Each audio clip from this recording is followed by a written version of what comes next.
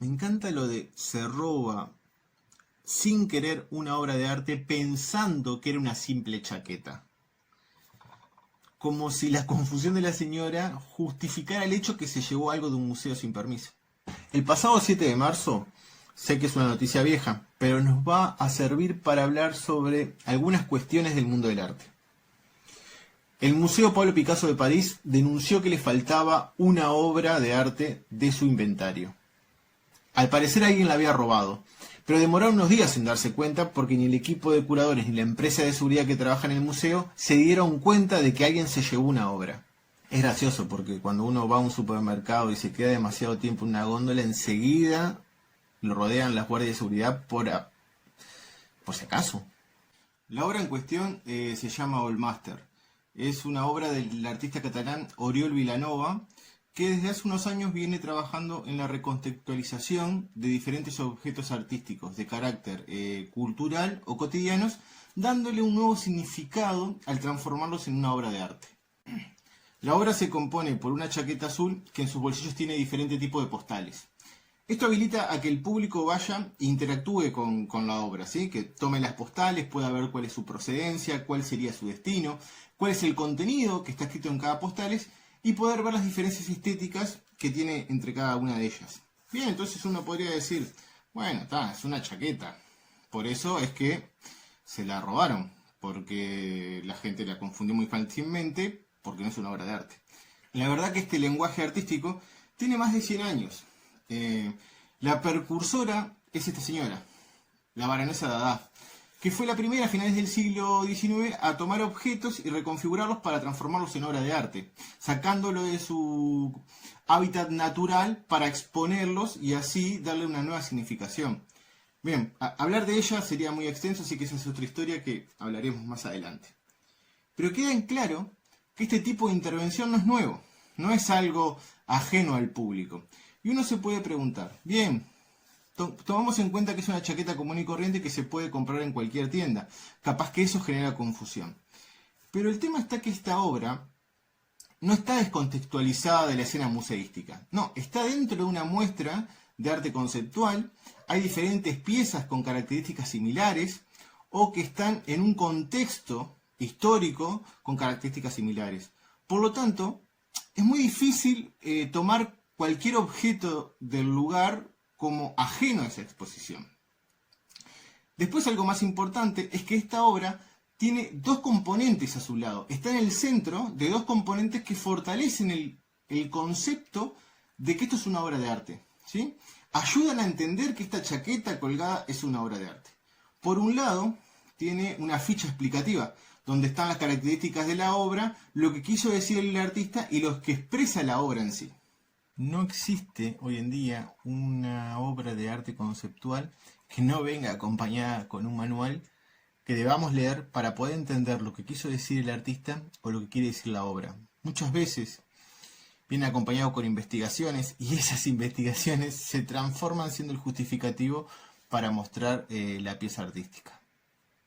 Por otro lado, tenemos una gigantografía de Pablo Picasso con una chaqueta muy similar a esta.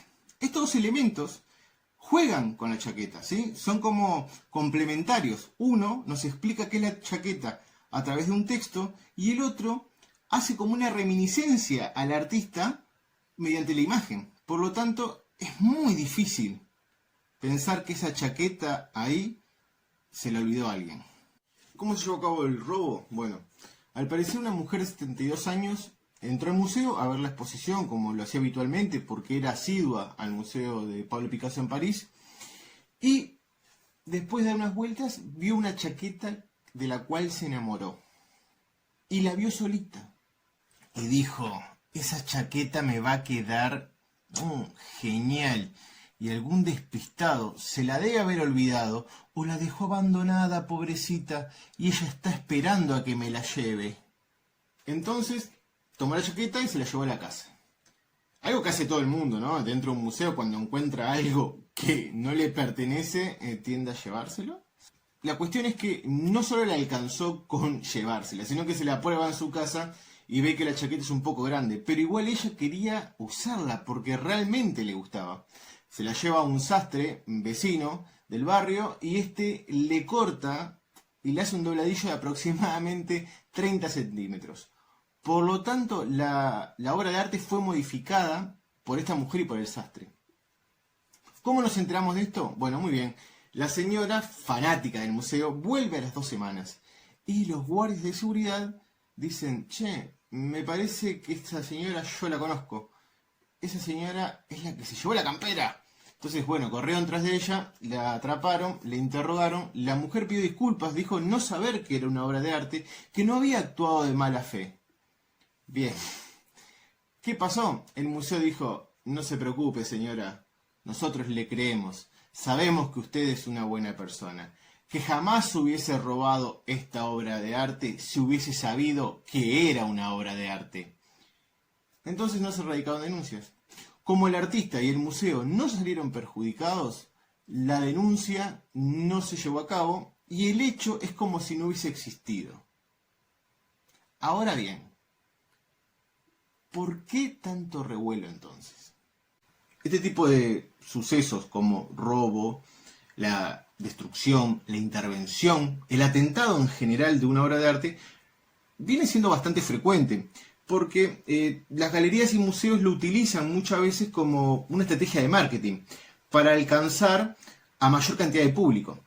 Cuando una persona, un artista en realidad, una obra de arte, una galería o un museo, no tienen tanta presencia en los medios masivos de comunicación o en las redes sociales, se utiliza esta estrategia de generar una especie de noticia de impacto y obtener una visualización enorme dentro de las redes sociales o los medios masivos de comunicación.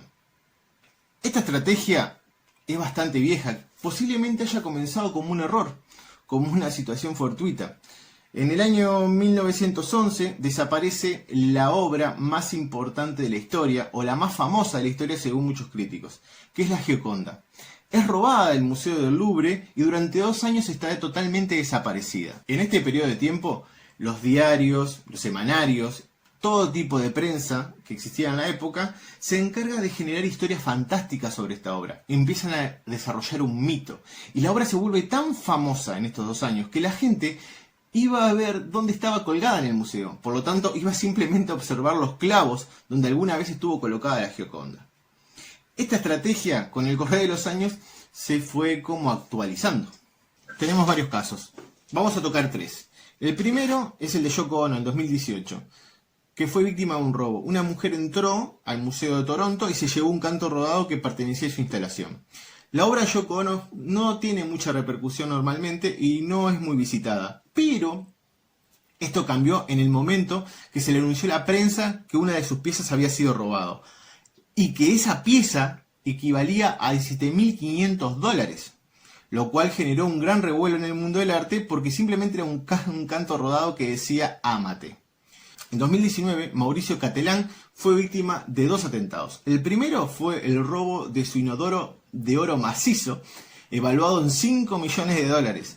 Una obra que nadie conocía hasta que se anunció su robo. También en 2019 ocurre el segundo atentado, un mes después que le robaran el inodoro. Esta vez le ocurre a su obra Banana pegada en la pared, cuando un artista performático llamado David Datuna, norteamericano, entra en la sala, despega la banana y se la come en público. Datuna menciona que quería ser el primer artista en comer la obra de otro artista. Esto, por supuesto, generó mayor controversia sobre la obra de arte y el valor que tenía la misma. Bien, ¿y para qué sirve este tipo de comunicación, estas noticias de impacto? La respuesta es muy simple. Lo que hacen es inflar al artista e inflar a la obra de arte, hacerlos conocidos, y que así se pueda justificar el elevado costo que tiene la obra. Muchas veces nos damos cuenta que el artista no está buscando vender la obra que sufrió el atentado, sino que está buscando que las personas revisen su catálogo y conozcan más de sus obras. En cierto sector del arte farandulero, este tipo de exposición funciona muy bien, porque el artista se pone de moda, se transforma en tendencia, y esto hace que automáticamente los precios de sus trabajos se eleven. Ahí ganan todos, mercantes, artistas, galerías y grupos empresariales que especulan con el mundo del arte. ¿Cuánto de teoría conspiranoica tiene esto, Mario? Bueno, sí, puede parecer una teoría conspiranoica, pero nos alcanza con analizar la historia. Pensemos lo fácil que hubiese sido para algunos artistas que el mecenazgo o la influencia de amigos o padrinos no fuese importante en el mundo del arte. Vayamos a ejemplos históricos. Pensemos en lo fácil que hubiese sido para Leonardo da Vinci si se valorase solo la habilidad artística y no la procedencia, que se tomara en cuenta la calidad de sus pinturas y de su genialidad y no de que había sido hijo de una campesina. Eso hubiese cambiado totalmente la historia de su vida. Bien, vamos resumiendo porque se nos hace un poquito largo el video. Esta estrategia de comunicación y de noticias de impacto genera principalmente algunas cosas. Primero, el posicionar a la galería y a la exposición en la agenda de noticias. Maximizar el tiempo de exposición en los medios de comunicación. Hacer reconocido a un artista que posiblemente para todos los mortales como nosotros es un ilustre desconocido o tiene muy poca historia dentro del mundo del arte. Justifica el precio de la obra. Si una obra de arte sufre un atentado, alguien quiere robarla o destruirla, quiere decir que esta obra genera una influencia en la sociedad, por lo tanto es importante. Por último, provoca una renovación en los productos artísticos, genera una nueva tendencia y a su vez un deseo dentro del mercado de compradores. Todo esto facilita que los trabajos del artista que fue expuesto en los medios de comunicación tengan mayor relevancia y sean más cotizados en el circuito artístico. Provocando, por supuesto, y esto facilita que los trabajos del artista que fue expuesto en los medios de comunicación tengan mayor relevancia y sean más cotizados. Es mucho más fácil elevar el precio de una obra si el artista ha estado en todas partes durante un periodo de tiempo prolongado. Y todo esto tiene una única finalidad: producir más y más y más ganancias para todos aquellos que manejan, dirigen y manipulan el comercio y el mercado del arte. Gracias por quedarte hasta el final del video. Aquí abajo puedes suscribirte, darle like y agitar esa campanita para que te avise cada vez que subamos un nuevo video. Déjanos un comentario si te gustó o no te gustó el contenido para que podamos discutir sobre arte. Así que gracias por todo nuevamente y nos vemos en la próxima.